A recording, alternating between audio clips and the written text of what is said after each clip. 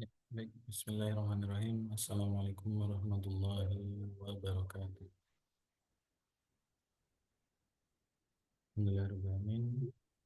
Assalatu wassalamu ala asrafil anbiya wal mursalin wa ala alihi wa sahbihi ajma'in amma ba'du. Eh, para ustaz sekalian, hari ini saya akan mempresentasikan beberapa hal yang saya peroleh dari baik itu Liko LDS maupun Liko LKM. Saya tidak akan menyampaikan semuanya detail, hanya beberapa garis besar yang mungkin beberapa poin sudah saya sampaikan sebelumnya. Dan dikarenakan agak kesulitan untuk kita menentukan jadwal eh, Liko, maka saya putuskan untuk merekam ya, merekam materi apa yang akan saya sampaikan di Liko di video ini. Semoga nanti bisa diputar dan dapat ya, dapat diambil poin-poinnya agar nanti eh, bisa diterapkan di agenda-agenda kita berikutnya. Nah, saya akan awali dengan eh, tema kita ya. Tema kita mungkin satu periode atau dua periode ke depan, insya Allah itu dengan kata bergembira ya. Karena perlu kita ketahui ini adalah amanah yang besar. Nah, kemudian kalau kita mendapatkan amanah yang besar itu kita tidak gembira, maka tentu akan terasa berat ya untuk menjalankannya. Nah, saya akan mulai dengan positioning atau kondisi LKM maupun LDS ya. Seperti diketahui, LKM, LDS, bahkan LDM ya. LKM, LDS, LDM, LDS sekolah, LKM mahasiswa, LDM masjid, nah itu masuk dalam gugus LRKM ya, itu Lajnah Rekrutmen Kader Muda. Di sini saya full yaitu kata rekrutmen karena memang kita diminta ya untuk memperbanyak rekrut ya, karena namanya manusia, kita manusia, para asatid kita juga manusia itu semakin bertambahnya tahun akan semakin bertambah tua ya. Maka perlu ada regenerasi ataupun eh, estafet yang akan melanjutkan dakwah kita berikutnya. Nah, saya akan awali dengan penjelasan tugas pokok dan fungsi dari Lajnah dakwah sekolah ya. Tugas pokoknya ada lima ya, ada lima ini. Yang pertama adalah melakukan kontak dengan siswa, organisasi siswa, guru, dan pemangku kewenangan sekolah menengah. Ya. Dua, melakukan aktivitas rekrutmen di kalangan siswa sekolah menengah. Tiga, melakukan pembinaan umum di kalangan para siswa dan guru sekolah. Empat, menghimpun potensi para siswa dan guru sekolah menengah untuk mendukung Triple Zero dan dakwanya. Yang terakhir ada menghimpun dan memberdayakan para siswa dan guru sekolah menengah untuk membangun untuk opini umum tentang pemikiran, pendapat, dan hukum Islam yang ditabani. Nah, garis besar saya adalah eh, pada poin satu, dua, tiga ya. Nah, dari poin pertama itu kan kata kuncinya adalah kita melakukan kontak ya. Kontak itu adalah pembuka eh, proses dari rekrutmen. Kita pasti melakukan kontak, interaksi. Nah, targetnya kalau di LDS adalah siswa, organisasi siswa, guru, dan pemangku kewenangan sekolah menengah. Biasanya kalau kita mulai dari belakang ini semuanya akan kena. Nah, tapi kalaupun kesulitan, bisa mulai yang dari depannya, dari siswa, dari organisasi siswa. Ya, organisasi siswa itu kan kumpulan siswa. dan lanjut guru serta pemangku kewenangan sekolah. Yang kedua, tentu setelah melakukan kontak, kita melakukan rekrutmen ya. Dengan kontak kita kemudian tawari mereka untuk dibina ya. Kemudian dengan beberapa proses atau tahapan pembinaan nanti akan terjadi rekrutmen ya. Tentunya melewati daurah dulu. Yang ketiga adalah melakukan pembinaan umum. Nah, kalau pembinaan umum ini tentu eh, juga memberi ini ya, memberitahukan branding kita bahwasanya kita itu eh, mengontak dan berdakwah. Nah, akan saya 45 itu mengikuti karena kita fokusnya di sini. Tapi sebenarnya kalau bisa dilakukan semuanya juga bagus. Nah, pada bulan ini kita memasuki Ramadan ya, makanya ada momen khusus di sini untuk LDS itu ada samlat ya atau pesantren kilat. Sedangkan untuk LKM tetap fokus untuk melaksanakan kontak umum ya.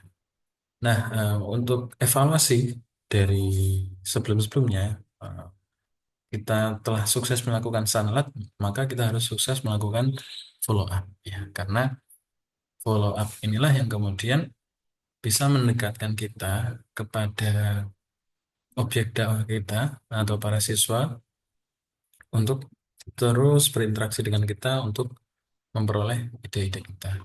Sedangkan LKM melalui kontak umum nanti akan dilanjut ke CAF Project. CAF Project ini apa nanti akan saya jelaskan. Nah, salat ini adalah screenshot WA dari Ustadz Mustaqim ya, RDS Jatim ya, memberi catatan bahwasanya poin pertama jika bisa masuk sekolah silahkan masuk. Nah, dalam artian bila tahun kemarin itu pernah diadakan salat ya, kemudian eh, terjalin hubungan baik, maka tahun ini harusnya bisa diadakan lagi sanlat tersebut. Yang kedua, jika tidak bisa masuk sekolah, bisa diadakan acara di luar sekolah.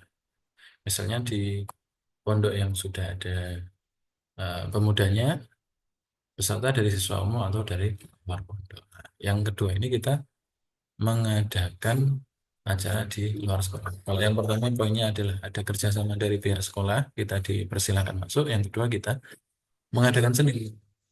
Mengadakan sendiri bisa diartikan juga di luar jadwal mereka sekolah ya, di luar jadwal mereka masuk. Nah ini tergantung mana yang bisa dilakukan. Oke.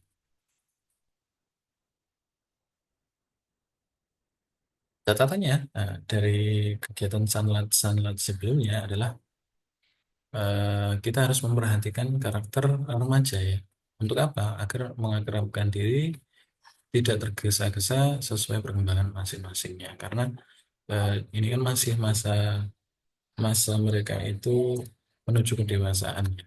Dan tentu eh, tiap remaja itu kan beda-beda.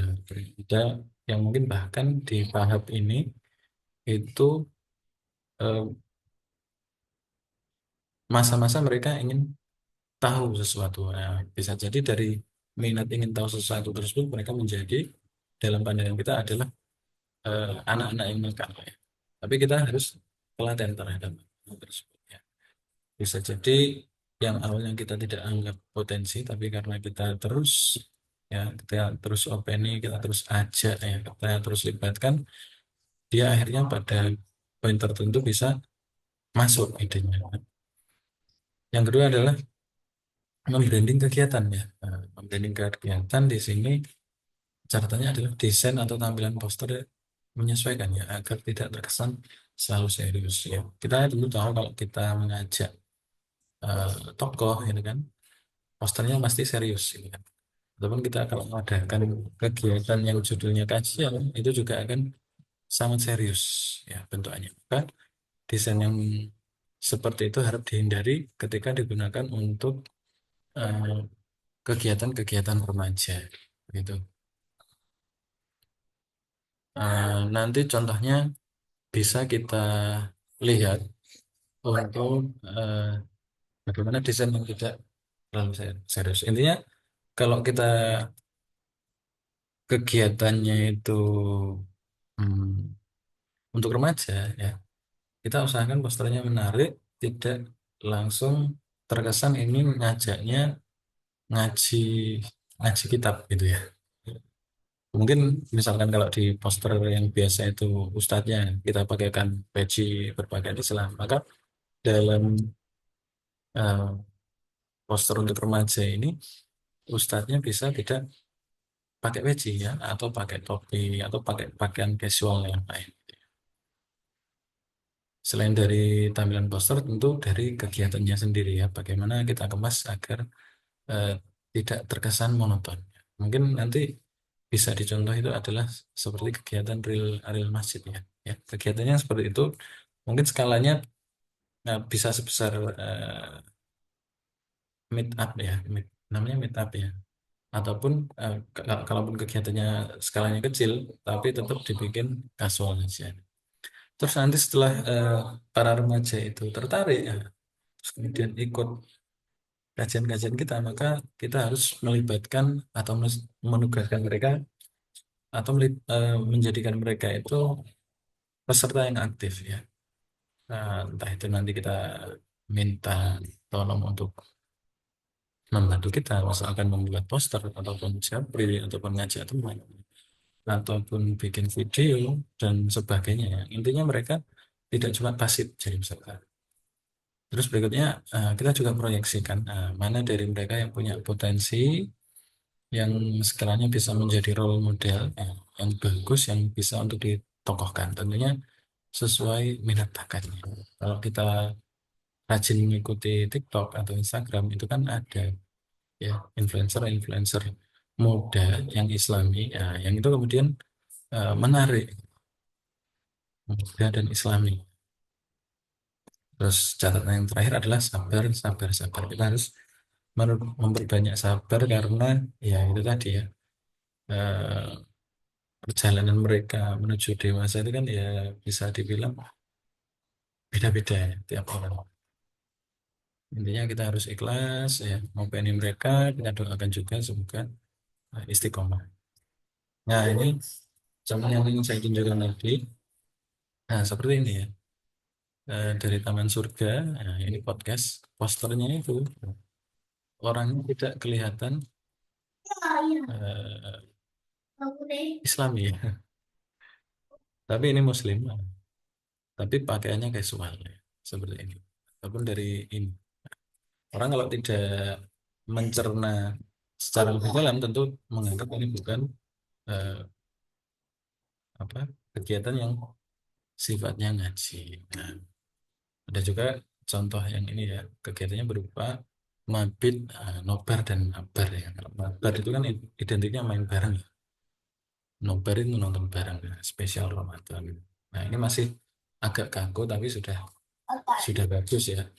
Kalau dari segi warna memang agak terlalu serius. Cuma ini eh, ya sudah lumayan ya, sudah lumayan. Walaupun masih ada eh, ini ya, identitas Islam. Nah, ini berikutnya ya seperti ini juga.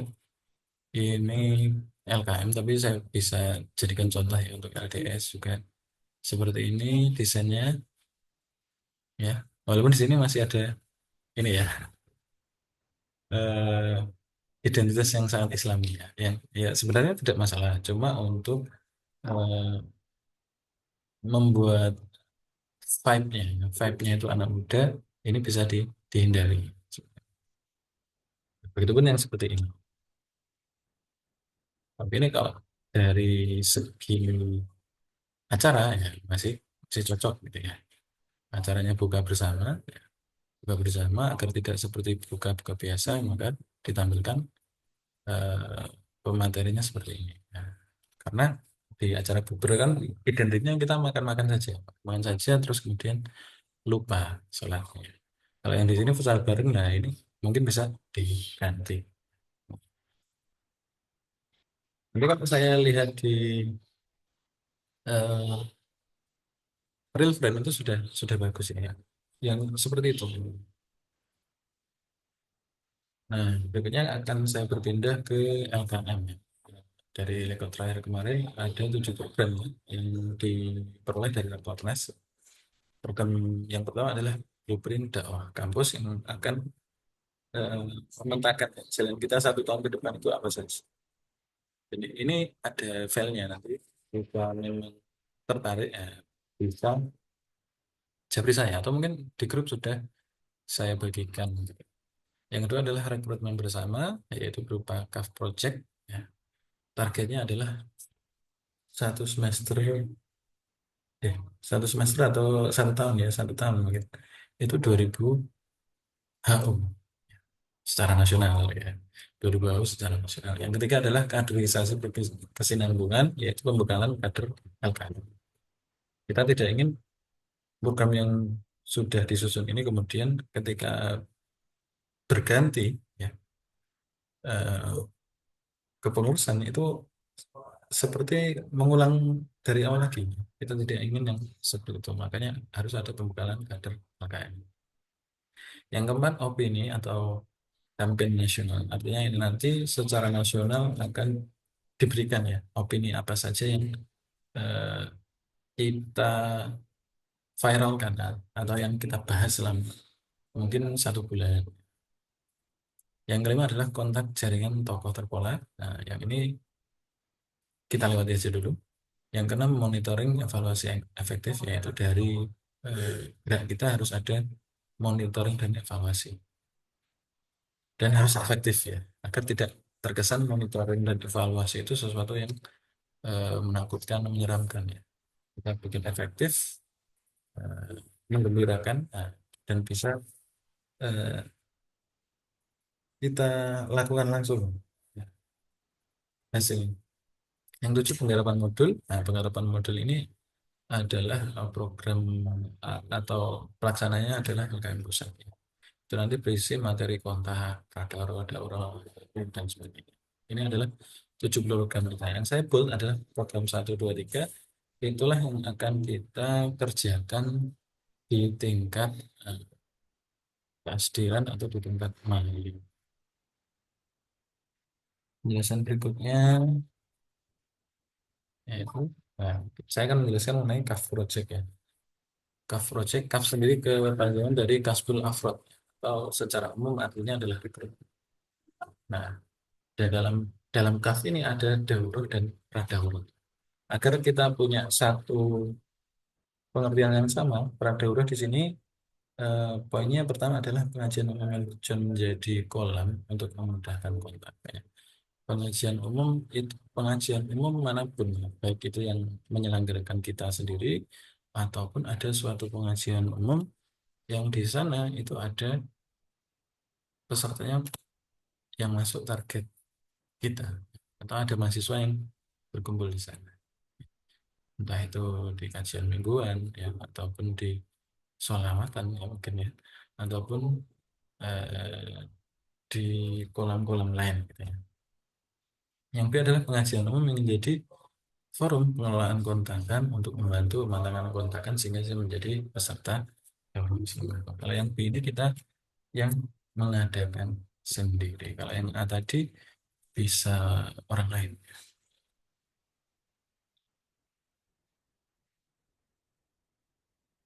Kita lanjutkan. Nah, skema CAF itu adalah ada 3 tahap ya. Perhatikan angka dalam kurung ini. Yang pertama tahapnya adalah kontak umum. Itu angka 1 ini adalah pekan. Itu adalah pekan pertama. Kita melakukan kontak umum di pekan pertama yang kita peroleh nama dan CP-nya di kontak pertama itu. Kemudian kita lanjutkan di kontak mukas. Karena kita sudah dapat nama dan kontak, kita lanjutkan kontak murokas selama 4 pekan. Jadi pekan 2, 3, 4, 5. Bisa jadi lebih singkat, tapi 4 pekan ini atau 1 bulan dirasa sudah cukup. Nah, kemudian kalau sudah dirasa cukup, kita lanjutkan ke daurah Islam Kafah di pekan ke-6. Jadi nanti daurah itu dilakukan selama 1 semester itu 3 kali. Kalau Idealnya 3 kali. Karena nanti akan ada break juga di setiap di setiap pergantian ini ya bulan atau pergantian semester. Nah, break itu nanti kita gunakan untuk mengupgrade diri kita masing-masing.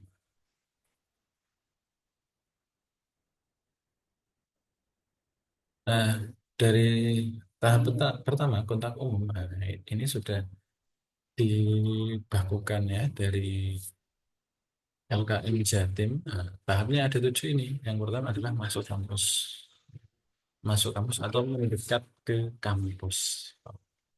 Jadi kalau bisa dimasuki kampusnya dimasuki, kalau tidak bisa dimasuki, cari area yang dekat dengan kampus atau cari area yang mahasiswa ngumpul di situ.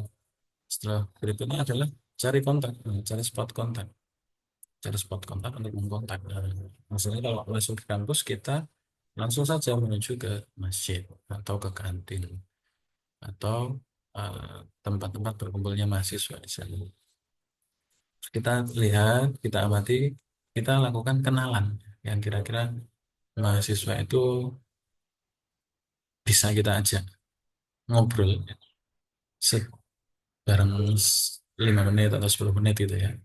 Nah, yang perlu diingat di sini adalah kita masih dalam tahap perkenalan. Kita mengenalkan diri, kita kenal dengan mereka, kita ngobrol-ngobrol standar saja. Bisa isu terkini, bisa tentang diri mahasiswa tersebut, gitu ya. Intinya agar poin keempat ini, agar akrab. Gitu ya. Sudah akrab, kita nanti bisa tukar nomor WA. Nah, lalu jangan lupa yang namanya adalah foto bersama. Foto bersama ini nanti hukumnya sunnah ya. Sunnah dilakukan agar apa? Yang pertama agar kita tidak lupa dengan wajah kontakan kita. Yang kedua agar kontakan kita juga tidak lupa ya, dengan kita.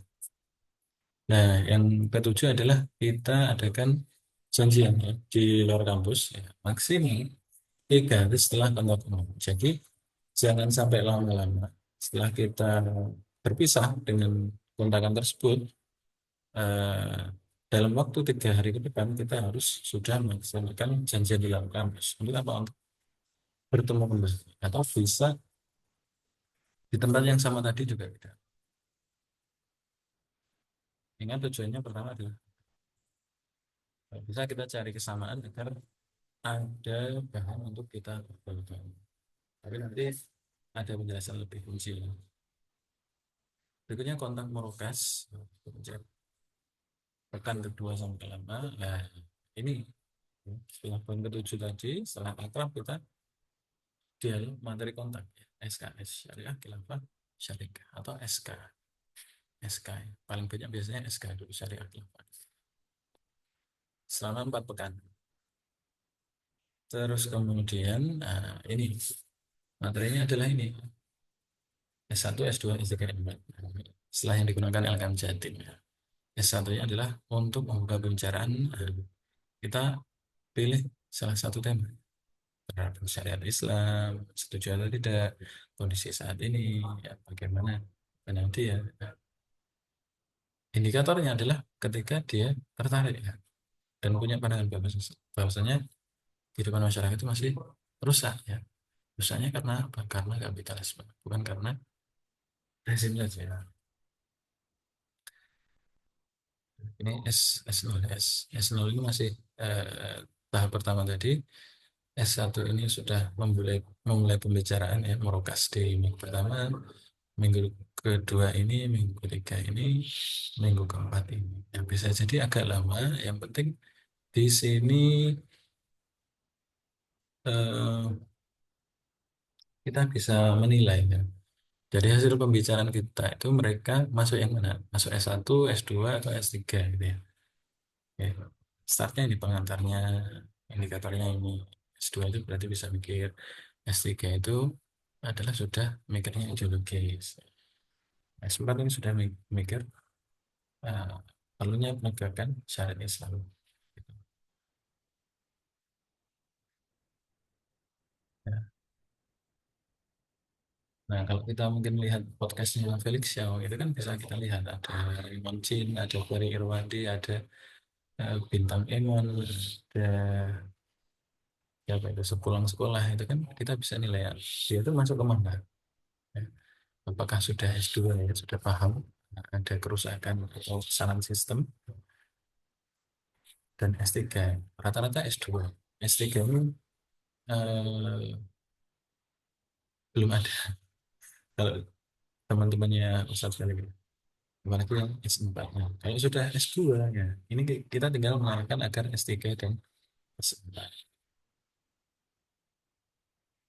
Nah, tadi S, nah, sekarang khilafah. Nah, kalau khilafah ini sudah harus hati-hati menjelaskannya agar tidak terjadi salah paham. Yang penting paling idealnya ketika sudah S4 ya, perlunya sistem Islam, maka tinggal ini kita sentuh ya, kita gocek agar mau ya, membahas tentang khilafah. Kita jelaskan tentang salah satunya materi yang bagus itu adalah tentang dakwah dan dosa dan pahala investasi. Ya, gitu. Nah, ini adalah kegiatan-kegiatan itu tadi ya, kontak umum tadi ya. Mereka ini pengkontaknya yang dikontak, minta tukaran nomor WA, foto selfie bareng. Ini pengontak ini yang dikontak, foto bareng. Ini begitu juga, ini pengontak yang dikontak, foto bareng. Nah, ini adalah apa ya, koordinator kita yang bagian Madiun ya, Mas Madiun. Dan ini adalah pertemuan offline kemarin yang dilakukan di Surabaya. Nah, kalau sudah tahap dua tadi, nah, kita masuk ke dalam daurah Islam Kafah ya, di Pekanbaru. Daurah Islam Kafah ini sudah ibaratnya itu kita sudah berada di kotak penalti ya, kalau dalam bola itu. Tinggal kita bagaimana menendang dan menghadapi kipernya. Karena ketika sudah selesai daurah Islam Kafah, kita masuk mengantarkan kontak kita menjadi kita tawarin ngaji. Makanya perlu benar-benar ya kita perhatikan fase kita di SK ini. SK syariah khilafah syariah. Jangan sampai eh, baru kenal sekali langsung di daun. Itu jangan seperti itu.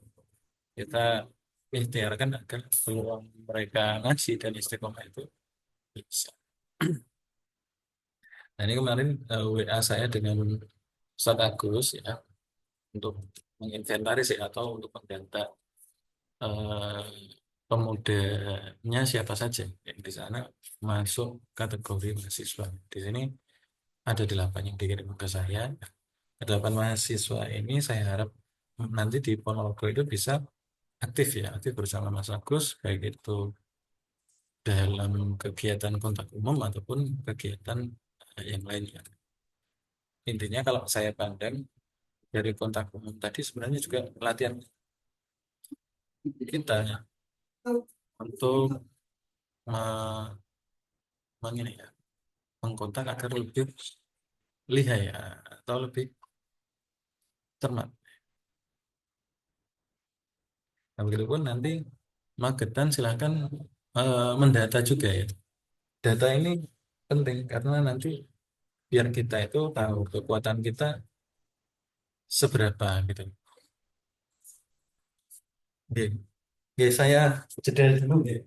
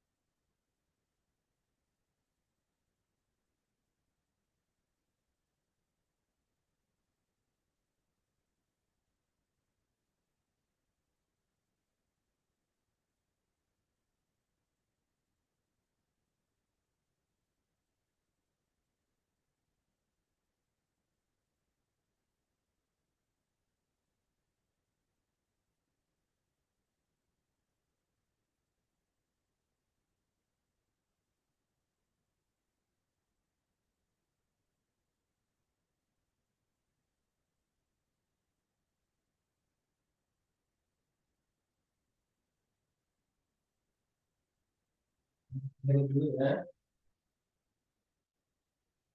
lihat dulu ya.